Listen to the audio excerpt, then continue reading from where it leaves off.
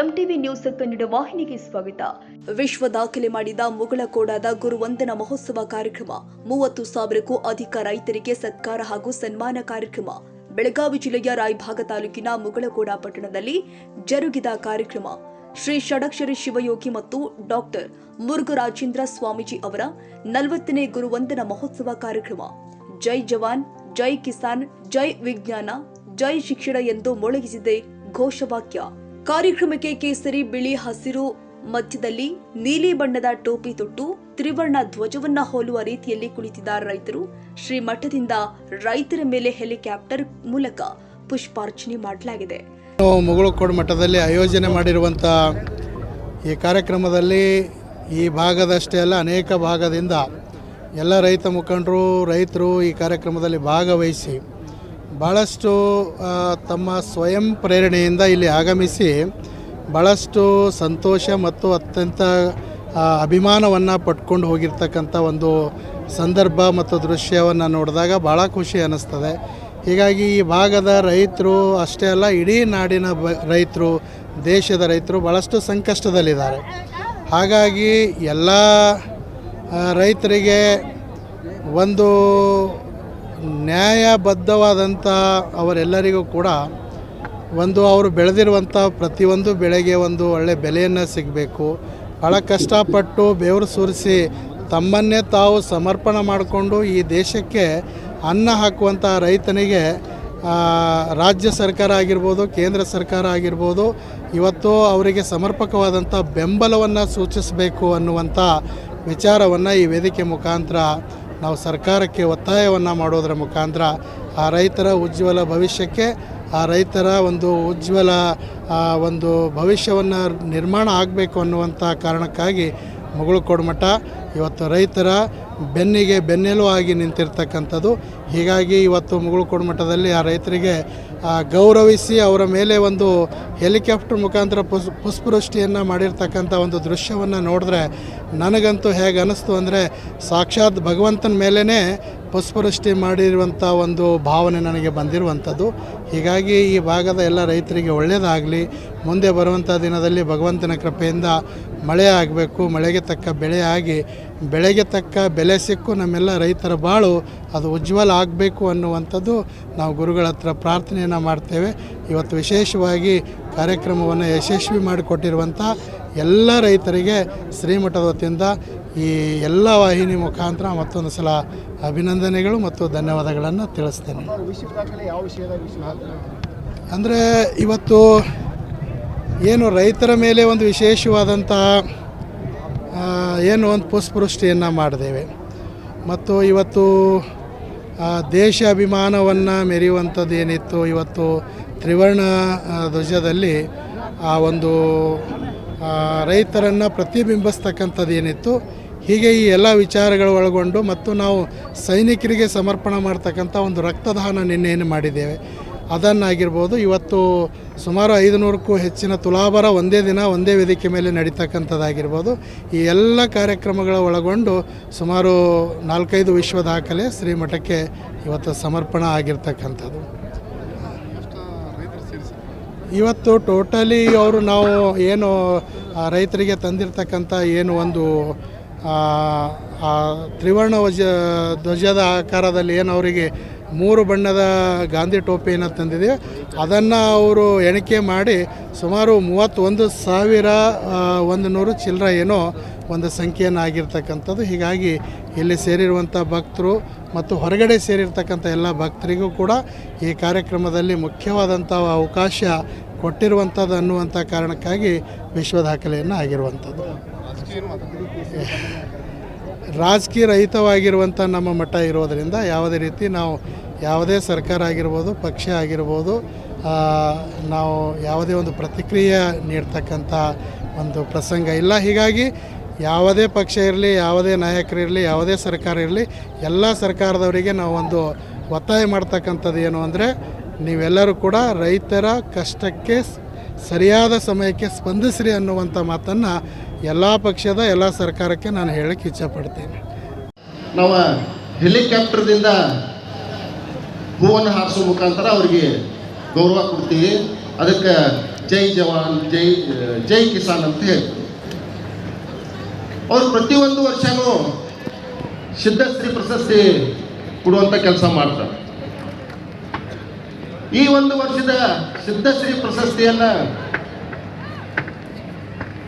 ವಿಜ್ಞಾನಿಗಳಿಗೆ ವಿಶ್ವ ಸಂಸ್ಥೆಗೆ ಕೊಡುವಂಥ ವಿಜ್ಞಾನಿಗಳನ್ನ ಗೌರವ ಕೊಡುವಂಥ ಕೆಲಸ ಮಾಡ್ತಾರೆ. ಇನ್ನು ಶಿಕ್ಷಣ ಬಗ್ಗೆ, ಕೊನೆಯದಾಗಿ ಶಿಕ್ಷಣ ಬಗ್ಗೆ, ಈಗ ನಾವು ರೈತರಿದ್ದೀವಿ, ನಾವು ದೊಡ್ಡ ರೈತರು ಎಟ್ಟಿದ್ದೀವಿ, ಸಣ್ಣ ರೈತರು ಎಟ್ಟಿದ್ದೀವಿ ಅಂದ್ರೆ ನಾವು ಲೆಕ್ಕಾಚಾರ ತಗೊಂಡಾಗ ಸ್ವಾಮಿಗಳ ಜೊತೆ ಬಹಳಷ್ಟು ಒಟ್ಟಾಡ ಕಡಿಮೆ ಇತ್ತು ನಂದು. ಈ ಒಂದು ಕಾರ್ಯಕ್ರಮದ ಮುಖಾಂತರ ಈ ಒಂದು ವಾರದಿಂದ ನಾನು ಅವರು ಸ್ವಲ್ಪ ನಿನ್ನೆ ಮುಂಜಾನೆಯಿಂದ ಸಾಯಂಕಾಲ ಮಟ್ಟ ಅವ್ರ ಜೊತೆ ಕಾಲ ಕಳೆದೆ. ಸ್ವಲ್ಪ ಈ ವಾರದಾಗ ಅವಾಗವಾಗ ಭೇಟಿಯಾಗುವಂಥ ಕೆಲಸ ಮಾಡಿದೆ. ನಾನು ಕೇಳಿದೆ ಅದನ್ನ, ಅವ್ರೇನು ಬ್ಯಾಲೆಟ್ ಪೇಪರ್ ತೊಗೊಂಡು ಬಂದಿದ್ರಲ್ಲ, ಕೇಳಿದೆ, ಅಪ್ಪಾರ ಇದ ಜೈ ಜವಾನ್ ಜೈ ಕಿಸಾನ್ ಜೈ ವಿಜ್ಞಾನ್ ಜೈ ಶಿಕ್ಷಣ ಏನಪ್ಪ ಇದೆ ಅಂತ ಕೇಳಿದೆ ನಾನು. ಈ ಒಂದು ಮಠ ನಾವು ಎಲ್ಲ ಲಿಂಗ ಸ್ವಾಮಿಗಳ ಕೇಳ್ತಿದ್ದೀವಿ, ಸಿದ್ಧಾರೂಢ ಸ್ವಾಮಿಗಳು ಸ್ವಲ್ಪ ನೋಡಿ ತಿಳ್ಕೊಂಡಿದ್ದೀವಿ. ಇವ್ರ ವಿಚಾರ ಈಗ ನಮಗೆ ಗೊತ್ತಾಗತೈತಿ. ನಾನು ಅವ್ರನ್ನ ಕೇಳಿದಾಗ ಜೈ ಜವಾನ್ ಅಂದ್ರೆ ಈ ದೇಶದ ಗಡಿಯನ್ನು ಕಾಯ್ತಿರ್ತಕ್ಕಂಥ ಯೋಧ, ಭಾಳ ಕಷ್ಟಪಡ್ತಾನವ, ಅವನಿಗೆ ಗೌರವ ಸಲ್ಲಬೇಕು. ಆ ಗೌರವ ಸಲ್ಲಬೇಕಂತಂದ್ರೆ ನಾವು ಒಂದು ರಕ್ತದಾನ ಶಿಬಿರ ಮಾಡ್ತಾ ಇದ್ದೀವಿ. 100 ಜನ ಬಂದು ಆ ರಕ್ತ ಕೊಡುವಂಥ ಕೆಲಸ ಮಾಡ್ತಾರೋ. ಆ ರಕ್ತವನ್ನು ನಾವು ಅವರಿಗೆ ಇದನ್ನು ಮಾಡ್ತೀವಿ, ಅರ್ಪಿಸ್ತೀವಿ ಅಂತ ಹೇಳಿದ್ವಿ. ಜೈ ಕಿಸಾನ ಅಂದ್ರೆ ನೀವು ಗೊತ್ತಿದ್ದೀರಿ, ಈ ದೇಶದಲ್ಲಿ ಪ್ರತಿಯೊಂದು ಜೀವಿಗೂ ಅನ್ನಬೇಕು. ಅದು ಮನುಷ್ಯ ಇರ್ಬೋದು, ಪ್ರಾಣಿ ಇರ್ಬೋದು, ಪಕ್ಷಿ ಇರ್ಬೋದು, ಏನೇ ಇರ್ಬೋದು, ಅದನ್ನು ಬೆಳೀತಕ್ಕಂಥವ್ರು ನೀವು.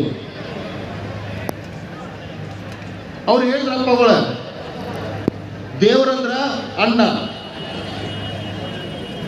ಅಣ್ಣನ್ನ ನಾವು ಯಾರು ಬೆಳೀತಿರ್ತಾರಲ್ಲ,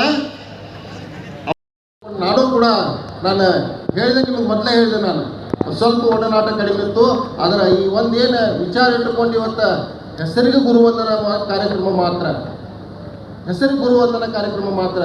ಆದ್ರೆ ಈ ಒಂದು ಕಾರ್ಯಕ್ರಮದ ಮುಖಾಂತರ ರೈತರಿಗಾಗಿರ್ಬೋದು, ವಿದ್ಯಾರ್ಥಿಗಳಿಗಾಗಿರ್ಬೋದು, ಹಿಂಗೆ ಗೌರವ ಸಲ್ಲಿಸುವಂಥ ಕೆಲಸ.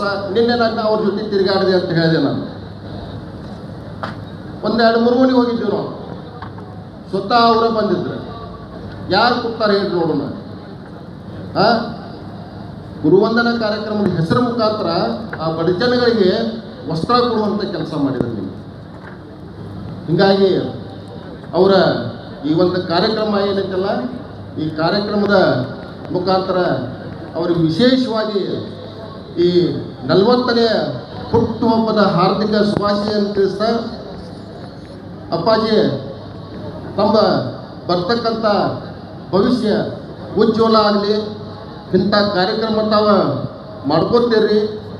ನಾವೆಲ್ಲ ನಿಮ್ಮ ಬೆನ್ನೆಲುಬಾಗಿ ನಿಂತ್ಕೊಳ್ಳುವಂಥ ಕೆಲಸ ನಾವು ಮುಂದಿನ ದಿನಮಾನದಾಗ ಮಾಡ್ತೀವಿ ಅಂಥೇಳಿ ಕೇಳಿಕೊಂಡು, ವಿಶೇಷವಾಗಿ ನನಗೆ ಮಾತಾಡೋಕ್ಕೆ ಅವಕಾಶ ಕೊಟ್ಟು ಗುರುಗಳಿಗೆ ನಮಸ್ಕಾರ ಮಾಡೋದು, ಶಾಲು ಹೊದಿಸಿ ಹೋಗೋದು ಅಂತ ತಿಳ್ಕೊಂಡಿದ್ದು.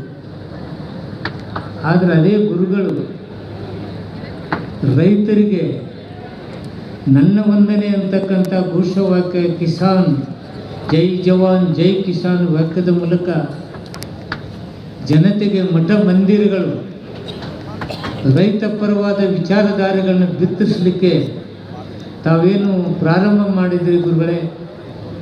ಅಜ್ಜನವರ ಇಂತಹ ಕಾರ್ಯಕ್ರಮದಿಂದ ಮಠ ಮಂದಿರಗಳ ಒಂದು ಗೌರವ ಹೆಚ್ಚಾಗ್ತಿದೆ, ಅದರ ಜೊತೆಗೆ ಭಕ್ತಿ ಭಾವ ಹೆಚ್ಚಾಗ್ತಿದೆ, ಬದುಕಿಗೆ ಗುರುಗಳು ಸ್ಪಂದಿಸ್ತಕ್ಕಂಥ ಕೆಲಸ ಆಗ್ತಾಯಿದೆ.